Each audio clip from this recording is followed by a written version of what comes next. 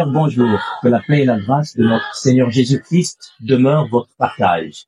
Heureux de vous retrouver pour cet autre épisode de votre programme à la découverte de la CCE.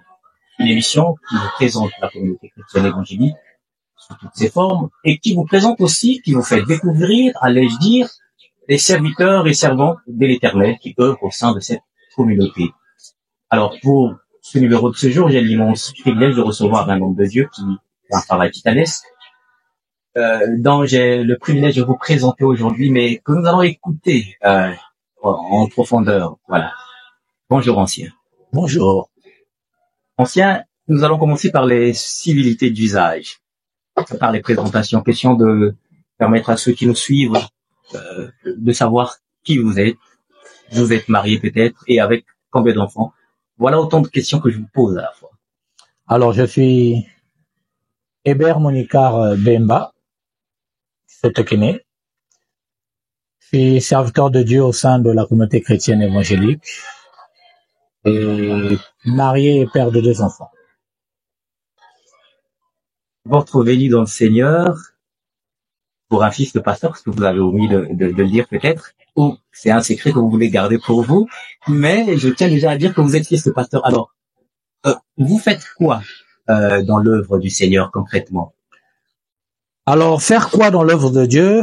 Déjà, aujourd'hui, j'exerce, selon les charges ecclésiastiques, la responsabilité d'ancien. Donc, ailleurs, vous allez écouter assistant pasteur ou bien pasteur assistant et autres.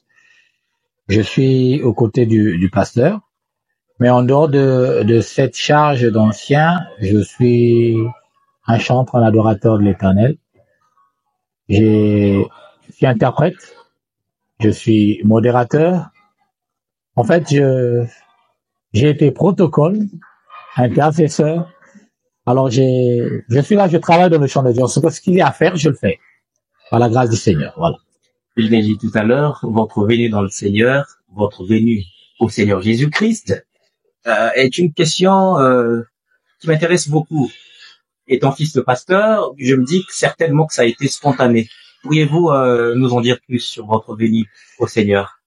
Spontané, je dirais non. Comme vous l'avez dit, je suis fils de pasteur, ce pasteur Jean-Jacques Bemba, qui fait partie des colonnes fondatrices de la communauté chrétienne évangélique dans laquelle nous sommes aujourd'hui.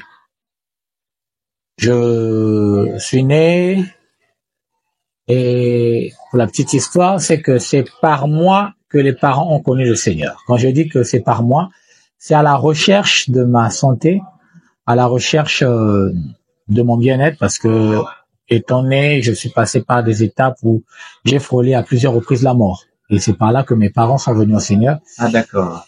Et mon père est arrivé à se convertir et à se lancer là-dedans dans l'œuvre, serviteur de Dieu. Et du coup, comme dans toute famille chrétienne, nous avons grandi là-dedans. Quand je dis qu'il est venu au Seigneur, il a découvert le Seigneur Jésus, mais ça ne veut pas dire qu'il ne priait pas. Ils ont eu à fréquenter l'église catholique, l'église évangélique, à l'époque l'église protestante. Et donc, il y a eu ce parcours. Mais dans la recherche de ma guérison, dans la recherche un peu de tous les secours qu'il y avait autour de ma personne, ils ont rencontré le Seigneur. Dieu, par sa sagesse, fait créer tous les moyens pour que la rencontre soit faite. Et quand ils les rencontrent, ils font le parcours jusqu'à recevoir l'appel. Et donc, nous, on grandit dans cette atmosphère. On grandit dans cette ambiance d'enfants, de serviteurs de Dieu et autres. Mais jusqu'à ce que je fasse personnellement ma rencontre avec le Seigneur.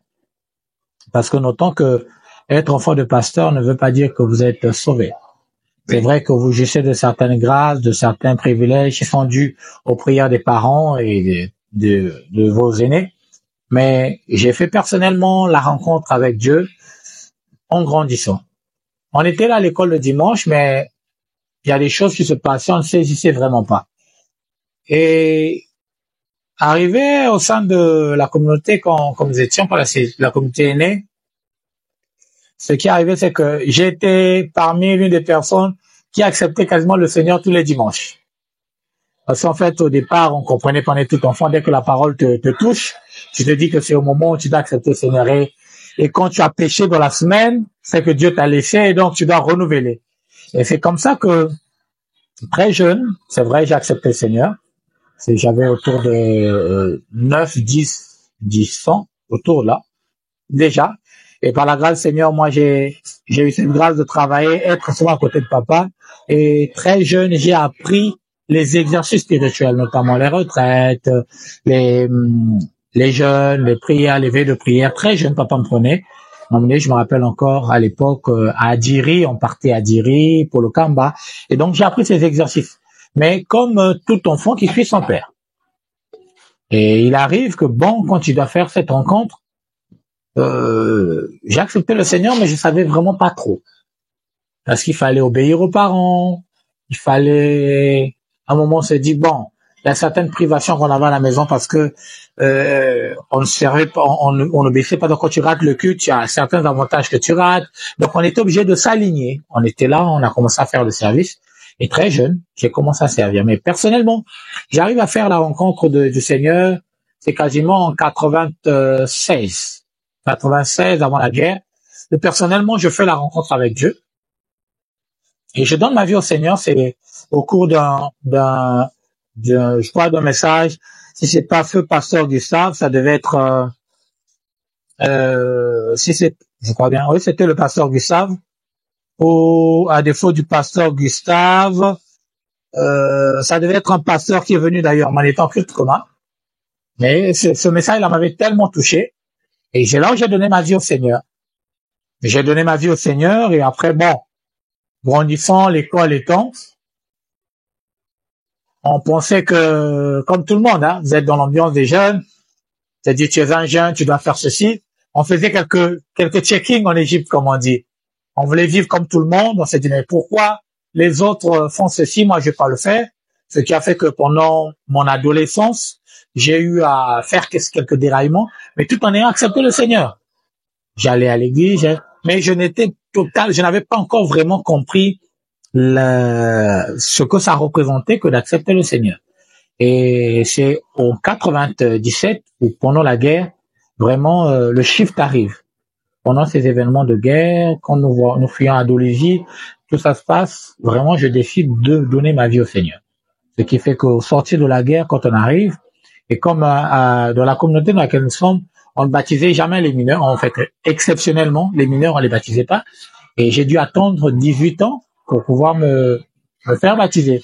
Et donc, je prends mon baptême en 98 quasiment, où je prends vraiment l'engagement de marcher avec le Seigneur. Et en 98, là, je donne ma vie au Seigneur. Mais n'empêche qu'après cela, j'ai connu comme, on peut dire, une certaine vallée où tu es ado, tu es lycéen, tu as certaines ambiances, et on faisait quelques checkings hein, à l'extérieur. On voulait parfois blaguer un peu avec le péché, mais tu arrives dans ce milieu-là, tout le monde te dit que toi, tu ne nous ressembles pas, tu n'es pas des nôtres, tu dois partir. Mais il y a des choses qu'on voulait faire, monter. Tu te rends compte qu'en voulant les faire, ça ne va pas avec toi. Et chemin faisant, voilà, jusqu'à vraiment prendre conscience de ces choses. Où c'est quasiment en 2000, je dis, en 2000 où j'ai vraiment décidé, non, je veux suivre le Seigneur. Et avec les échecs répétés au bac que j'ai commencé à connaître, j'ai commencé vraiment à servir le Seigneur et commencé vraiment à creuser cette relation d'intimité avec Dieu où j'ai appris à mieux le connaître. En tant que fils d'un pasteur, il y a certainement des contraintes qui sont liées au fait que vous soyez fils d'un pasteur. Qu'est-ce que ça fait d'être dans la peau d'un fils d'un pasteur? Alors, dans la peau d'un fils d'un pasteur, je vous dis que c'est un privilège, c'est une responsabilité, mais c'est aussi une charge. Quand je prends, c'est un privilège, c'est que à certains endroits, on a joué de certains privilèges parce que papa était pasteur. Et donc, la sainteté de papa nous était collée. Donc, on pouvait pas s'en dire, lui, même quand nous arrivons en tant que jeunes, tu pouvais faire quelque chose. Il m'a dit, non, lui, peut pas faire. Lui, c'est un enfant de pasteur. Son papa est pasteur. Ça épargnait un peu. Lui, eux, ils prient. Et parfois, dans ta conscience, tu sais que c'est toi qui as fait. C'est un privilège. Quand je disais que c'est une responsabilité, c'est que il y a des choses que tout le monde pouvait se permettre de faire, que toi, tu ne pouvais pas. Dès que tu fais, c'était amplifié parce que toi, tu es enfant de pasteur, ton père est prêche. Donc, ça veut dire que la première personne à pouvoir recevoir cette prédication, c'est vous. Tout le monde a le droit de commettre des erreurs, sauf le pasteur, parce que le pasteur, on le voit avec une certaine dimension de sainteté et tout. Donc, on colle automatiquement, comme on me dit, par ricochet, cette même identité à l'enfant. Et quand je dis que c'est une charge, c'est que il y a des choses que, des moments, certains plaisirs, comme on peut dire, certaines libertés, voilà, que tu ne pouvais plus avoir. Tu étais chassé même du milieu de certaines personnes. Tu vois, les autres sont en train de, comme on dit, sont en train de s'amuser, faire certaines blagues. Toi, dès que tu fais, non, ça ne vient pas ici. Et donc, ne comprenons pas au départ cette responsabilité. On avait comme l'impression d'être exclus, d'être mis à l'écart comme des lépreux. Mais c'est aujourd'hui, grandissant, qu'on se rend compte que waouh, c'était un privilège, c'était une grâce. Voilà. Gloire soit rendue au Seigneur. Amen. Alors, la particularité avec votre famille, c'est que vous avez vu naître la communauté chrétienne évangélique. Oui. Pourriez-vous nous retracer l'historique de façon brève, mais vraiment de façon brève? Alors, il me serait vraiment difficile de le faire de façon brève, mais je pense que je pourrais dire en quelques mots. La communauté chrétienne évangélique est née de nos pères, donc je vais prendre les principaux noms. Vous aviez le pasteur Gustave, le pasteur Germain Lobota, le pasteur Martial Jimbi, le pasteur Jean-Jacques Bemba, l'ancien Mieré Pascal, il avait déjà le frère Nicodème Moudila, qui à l'époque ils sortaient de plusieurs horizons. Le pasteur Gustave, lui, sortait d'Union soviétique. Déjà, il était serviteur de Dieu là-bas par le truchement de son épouse, parce que son épouse était fille de pasteur et lui, il a connu le Seigneur en Union soviétique. Le pasteur Germain venant aussi d'Europe là-bas, et le pasteur Martial était connecté au pasteur Gustave. Ils sont connus depuis l'Union soviétique, donc ils ont commencé à servir le Seigneur là-bas. Mon père, quand il connaît le Seigneur au travers de l'AERE, l'Assemblée évangélique Rencontre Espérance, qui est devenue Mission du Cèdre aujourd'hui. Et donc c'est là où il connaît aux côtés du prophète William Arsène Yokangedi, il connaît, et mon père est à cette époque pris à ses côtés comme second. Et nous sommes là dans Polo Kamba et tout le reste. Et pour des raisons que le Seigneur leur avait dit, pasteur Jacques est sorti de là. Il s'appelait à l'époque frère, et les frères Germain, Martial et Gustave aussi à cette époque quittent. Et ils décident, nous avions à la maison, donc à Mongali 3, à l'OCH, une cellule de prière à la maison, qui était conduite par papa et animée par certains de mes aînés. Donc il y a Alain Gwedi, et mon petit papa, Eric Bemba, et Gaston Bemba, qui étaient principalement les animateurs de la cellule de maison que nous avions à la maison, et qui avait fait, après que cette cellule grandissait, faisait venir plusieurs personnes. Et pendant que nous étions à la maison en train de servir le Seigneur met à cœur à papa, le Seigneur lui dit, rejoins tes frères. Et pendant ce temps, de l'autre côté, le pasteur Martial, donc le frère Martial, le frère Germain et les autres, et faisaient des prières tournantes dans différentes maisons de ces serviteurs-là. Et quand papa les rejoint, je crois il les rejoint, ils sont en prière chez le frère Mieré, Pascal, à Potopoto, juste à côté de là où il chapelle de Vainqueur aujourd'hui. Et comme ils avaient l'habitude de faire les séances tournantes, bizarrement, c'était la dernière maison qu'ils visitaient de leur groupe. Et se joint à eux le pasteur Jacques, en ce moment-là, et le Seigneur parle au milieu d'eux, et les dit, mais comme on a fait toutes les maisons, donc la prochaine réunion, c'est chez le pasteur Jacques, le frère Jacques à l'époque. Il s'appelait pas pasteur, frère. Donc quand ils décident maintenant, ils viennent prier à la maison chez nous, et le Seigneur décide de leur parler, ne quittez plus. Et c'est comme ça que la cellule de prière se passe chez eux. Pendant qu'ils étaient chez eux, on va partir sur notre maison, et le Seigneur dit, reste là. Et c'est là, ils ont commencé à prier, pendant qu'ils sont en train de prier un jour, pendant qu'ils sont en prière là, à la maison, simultanément à Pointe-Noire aussi, il y a un groupe qui était en prière chez le pasteur Gustave, et c'est comme ça que le Seigneur parle pour donner les instructions relatives à la naissance de la communauté chrétienne évangélique. Donc ça se passe là.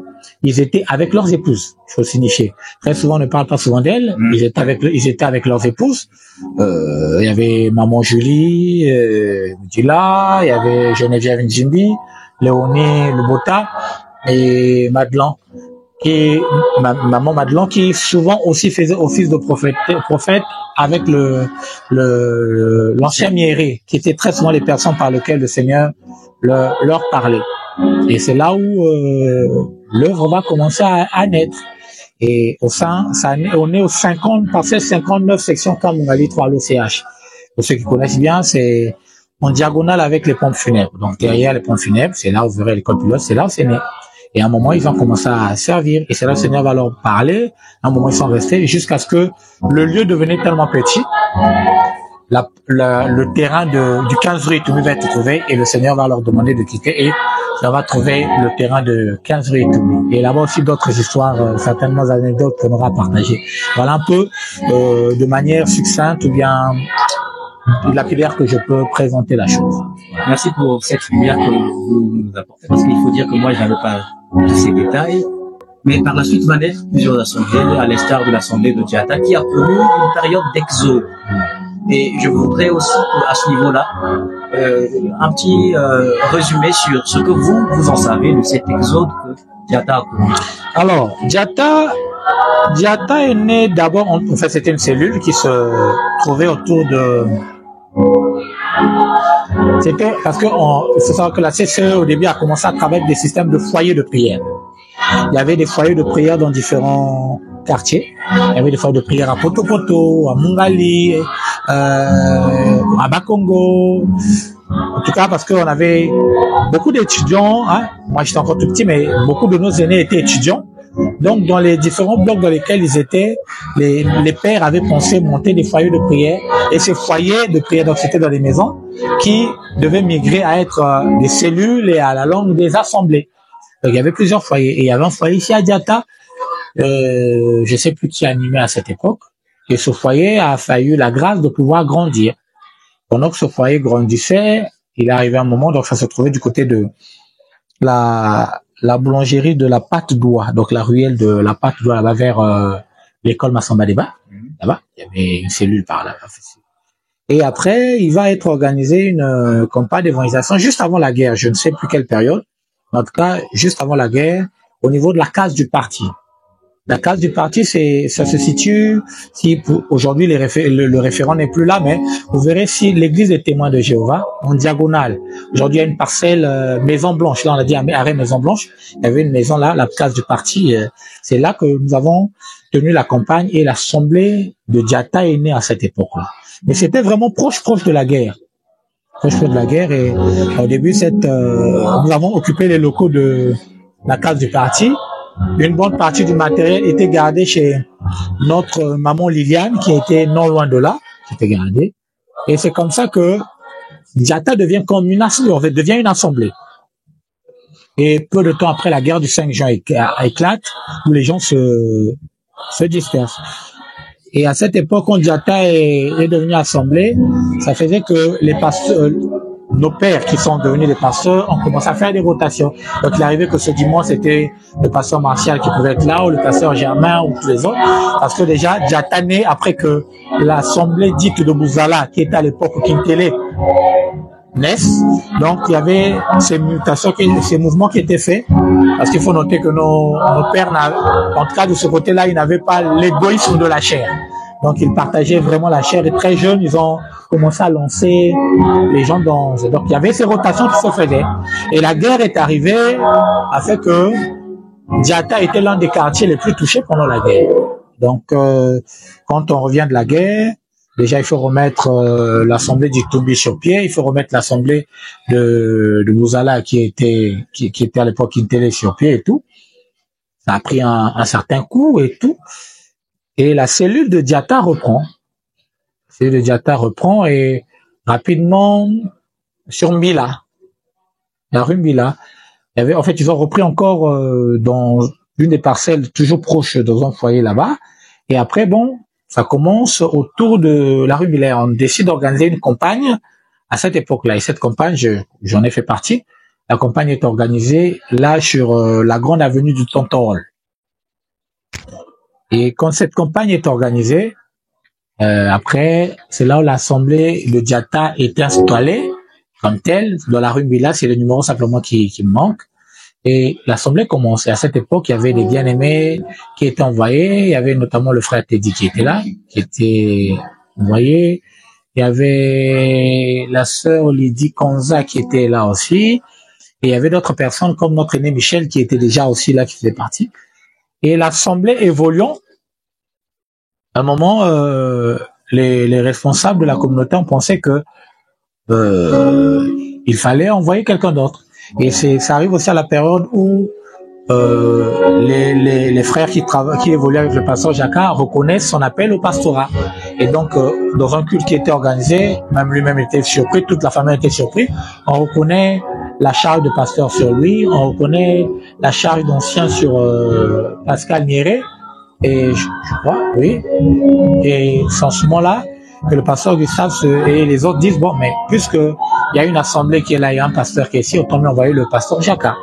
Et c'est là le pasteur Jacquard va migrer sur Diata. Donc il vient prendre l'assemblée de Diata. Et comment tu commences à Diata, ils sont à Bila. Et peu de temps après, il y a une exode qui arrive parce que les propriétaires de terrain, tout un tas de logistique, et on migre tout petit peu à quelque part, on va sur la rue Diessé. Là, sur la rue Diessé aussi, l'église grandit, les âmes s'affermissent, un nombre d'ouvriers commence à arriver, une nouvelle vague d'ouvriers arrive.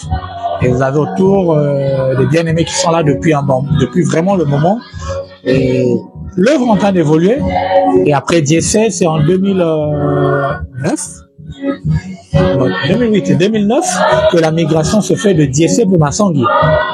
Parce que les propriétaires du terrain là-bas avaient pensé qu'ils devaient faire autre chose sur leur terrain. Et on quitte Diessé, on vient sur Massangui et on est bâti. Et Dieu merci, il met à son serviteur de bâtir avec du matériel amovible. On bâtit à Massangui jusqu'en 2015, on est resté de 2009 à 2015, décembre 2014 en fait, à Massangui. Et en 2015, janvier 2015, on est obligé de quitter Massangui pour le 92 avenue 5 février, là où nous sommes. Voilà un peu ce que je peux dire de résumé. Voilà. Maintenant, les autres éléments, si vous en avez, on pourra les donner. Voilà. Simplement. Merci bien. Et nous sommes donc sur l'avenue 92. 5 février 92. Oui. Et là, nous sommes là. Et au sein de cette assemblée Diata, vous êtes responsable au niveau de la commission des chants et vous avez une activité que vous tenez depuis des années. Oui. Au pied du Seigneur, oui. À Pèse. Oui. D'où vous vient l'idée? D'où vous vient la vision? Je crois que ça vient de Dieu, mais ça vient comment? Comment avez-vous reçu la vision? Alors, APS, la vision de APS en tant que telle, je ne crois pas d'abord le nom, mais l'activité en tant que telle, le Seigneur m'en parle quand je suis étudiant à Kinshasa. Vraiment que il faut emmener mon peuple à m'adorer.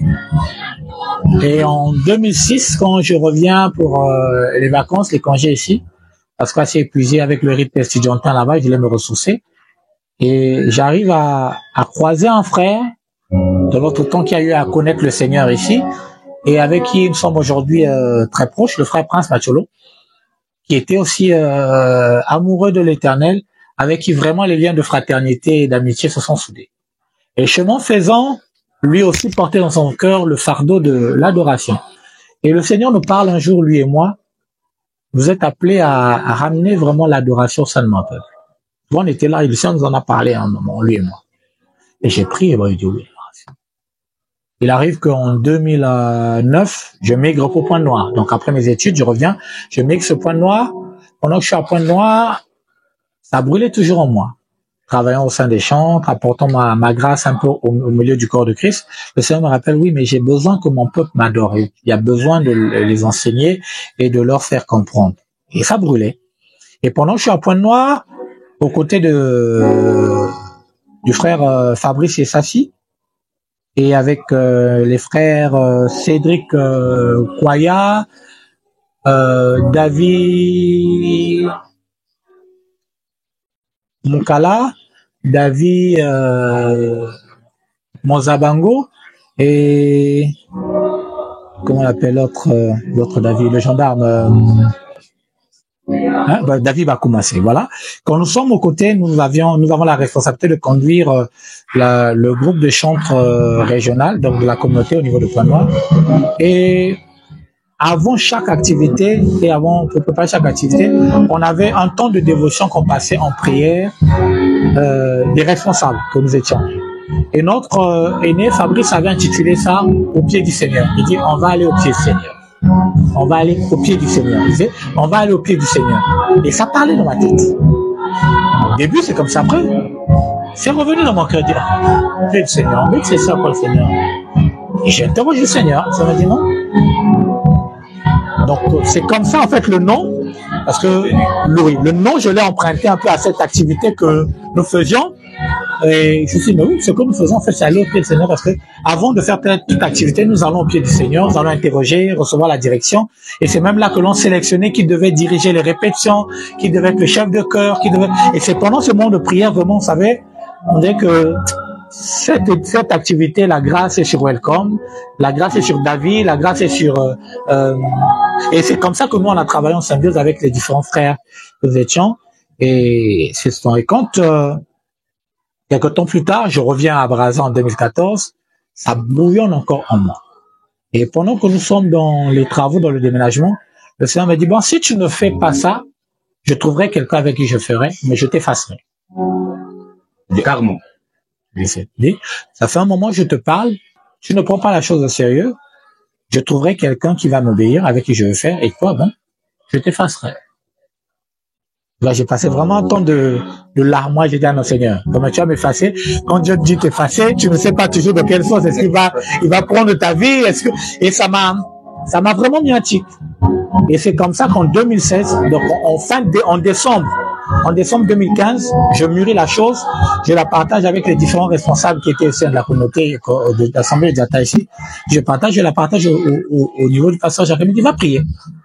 Et quand on va prier, je suis convaincu. Il dit, si c'est Dieu qui t'a dit, alors comme Diatta, on a la grâce de faire un programme annuel. Il dit, ok. Donc, et c'est comme ça que, en décembre, nous insérons ça dans le programme annuel. Mais moi, je ne savais pas comment ça devait être. Au début, on en parle, on dit c'est un culte sans modérateur. Et vous savez, on a été dans des habitudes où le culte, il faut toujours un modérateur pour vous dire ça. Et les premières éditions, c'était simplement on vient, on est là, on chante, on prie, on adore. Personne ne te dit rien, peut-être une courte exhortation de 10 ou 5 minutes.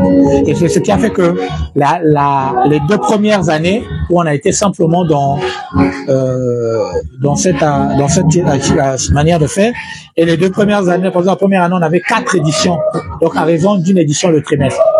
Et chemin faisant, le Seigneur nous a parlé, nous a montré certains éléments, et c'est comme ça un peu que APS est né. Et le Seigneur, pendant qu'on est en train de faire, on s'est rendu compte que beaucoup de personnes venaient adorer Dieu, mais ne comprenaient pas pourquoi adorer Dieu. Et cela me dit, il faut enseigner. Et on a commencé avec APS, d'abord avec un enseignement de 2 jours. On a pris vendredi, samedi, et célébration dimanche. Et après, ça nous a mené à faire notamment une semaine d'enseignement qui se termine par une célébration. En fait, la célébration qui vient le dernier jour, elle vient simplement à l'aboutissement de la préparation de l'enseignement qu'il y a eu tout le long de la semaine pour nous préparer à bien adorer. Donc, voilà un peu la petite histoire de APS. Aujourd'hui, nous sommes à combien d'éditions? 12 éditions. On prépare la 13e édition déjà pour février de l'année prochaine. Ah, d'accord. Maintenant, avec un regard en arrière, quel bilan pensez-vous pouvoir donner à ces 12 éditions?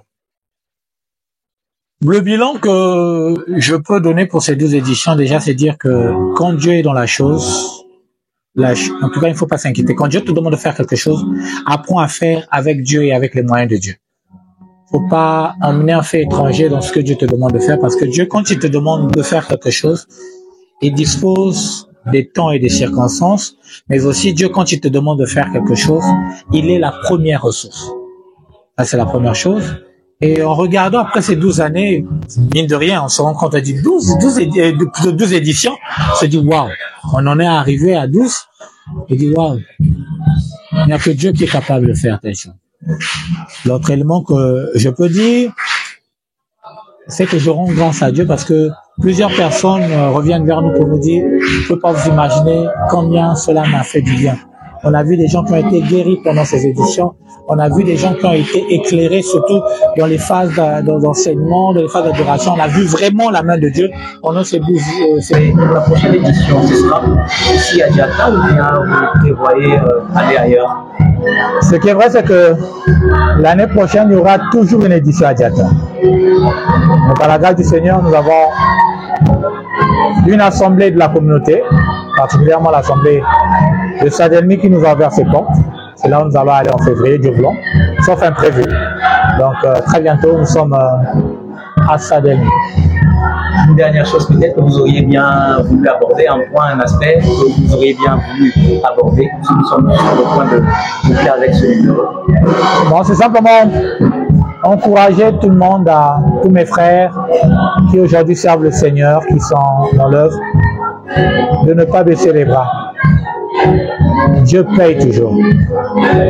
Quels que soient les temps difficiles par lesquels nous passons, il sait rendre à chacun selon la mesure. Et Dieu fait, Dieu fait les choses à la manière de Dieu. Il ne les fait pas à la manière des hommes. Quand Dieu fait, on sait qu'il y a l'empreinte de Dieu qui est là. Et j'espère que vous trouverez dans ces quelques mots un encouragement pour vous pour cette fin d'année et pour l'année prochaine. Savoir que Dieu, il est capable de faire et de refaire. Il est capable de défaire. Il est capable de commencer quelque chose qui n'a jamais existé dans votre lignée. Il est capable d'arrêter des choses qui durent dans votre lignée. Et il est capable de faire les choses à la manière de Dieu. Et donc je parle à quelqu'un qui est désespéré. Je parle à quelqu'un qui n'a pas encore rencontré le Seigneur. Goûte Dieu et tu verras qu'il est bon. Que Dieu te bénisse. Merci beaucoup, ancien. Je vous dis merci d'avoir honoré, d'avoir répondu à cette invitation. Que Dieu vous bénisse. C'est moi. Qu'il vous bénisse aussi et qu'il réponde sur vous sa grâce. Merci. Merci. C'est moi. Vous l'aurez compris, nous sommes au terme de ce numéro auquel nous avons beaucoup parlé de l'historique de la communauté, mais aussi de l'historique de l'Assemblée de Diata. Nous avons vu le parcours de l'ancien Monica, qui est ancien au sein de l'Assemblée de Diata, mais aussi qui est responsable au niveau de la commission louange. Donc nous sommes à la fin et nous ne pouvons que vous souhaiter des multiples bénédictions et grâces de la part du Seigneur. Restez branchés et nous vous donnons rendez-vous pour un nouveau numéro ici.